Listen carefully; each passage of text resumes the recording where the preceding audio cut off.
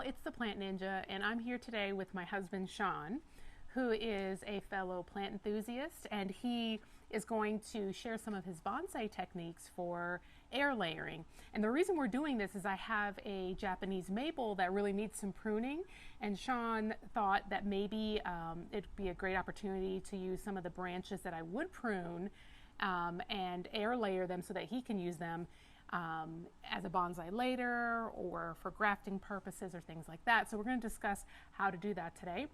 If you're not sure how to prune a tree, I'll make sure I upload a video on that as well. So, any sage advice for us?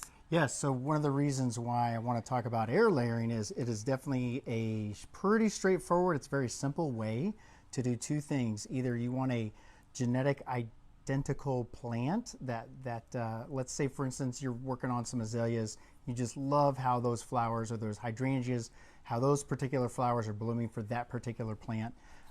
Air layering is a way to get a genetic identical copy of your parent plant, or if you're just interested in expanding your current plant population for a pretty minimal cost. The cost of air layering is mostly time. Everything else you probably have around your plant area anyway. So this is a pretty cost-effective way of just exponentially growing the plants that you already have. Okay, so question for you. Since you brought up the issue of time, like how long does it take typically?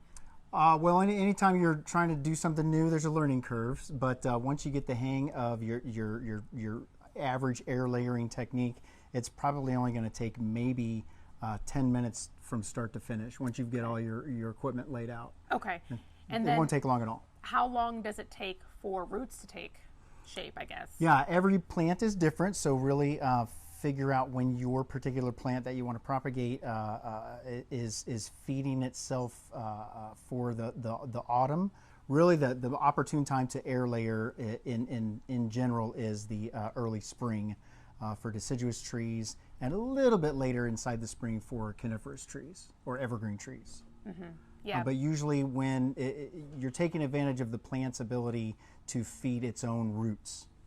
Then you'll do what?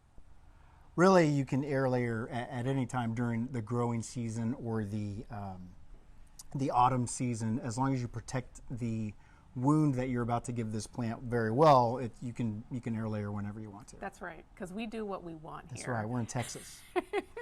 Sean is a rule follower, and I am not. And so he has told me a couple of times that is not the time to prune my Japanese maple, and I'm like, I do what I want.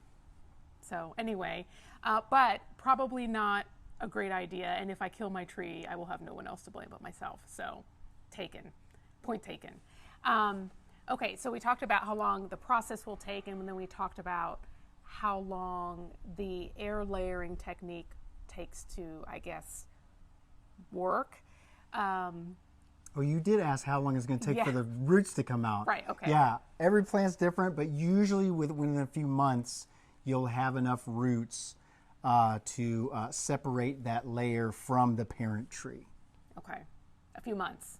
A few months. Okay, and then are there any like pearls of wisdom you have, like don't do this or definitely do this?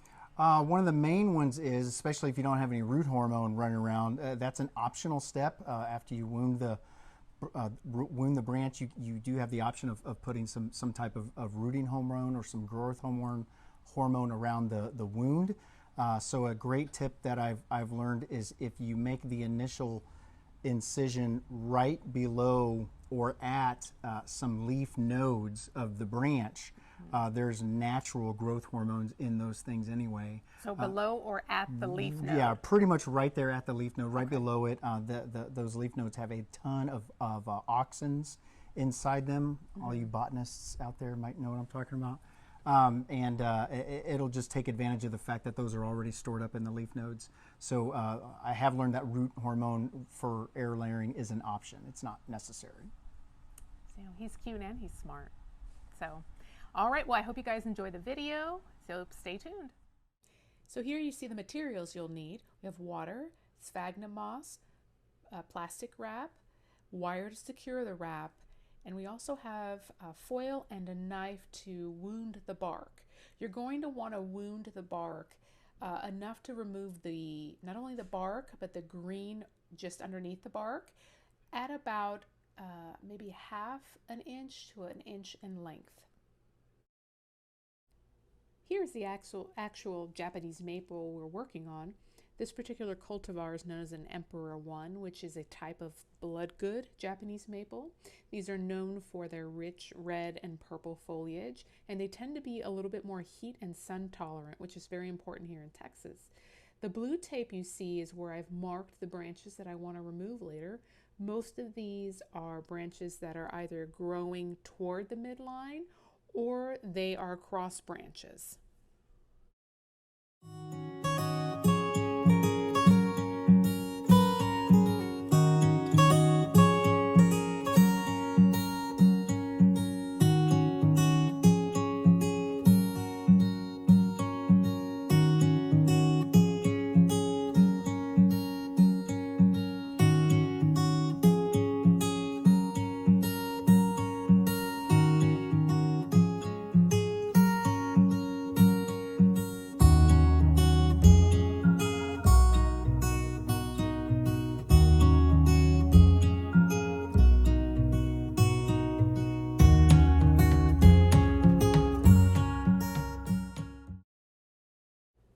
This is actually a product that was created to secure the soil or other growing media to the area you're trying to air layer. These come in various sizes, though sometimes, from what I understand, it's hard to really gauge the size you need, so keep that in mind. So I hope you guys enjoyed that video. I think that air layering is a great way to propagate one of your favorite plants and to do it for free.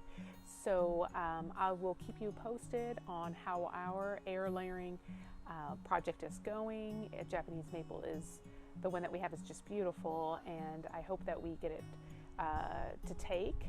Sean will probably turn it into a bonsai, so we'll keep you posted on that. Feel free to check out the description box below, because I will put a link to that product that kind of makes the whole air layering thing a little bit easier. And I hope you guys are enjoying your start to the fall, and y'all take care.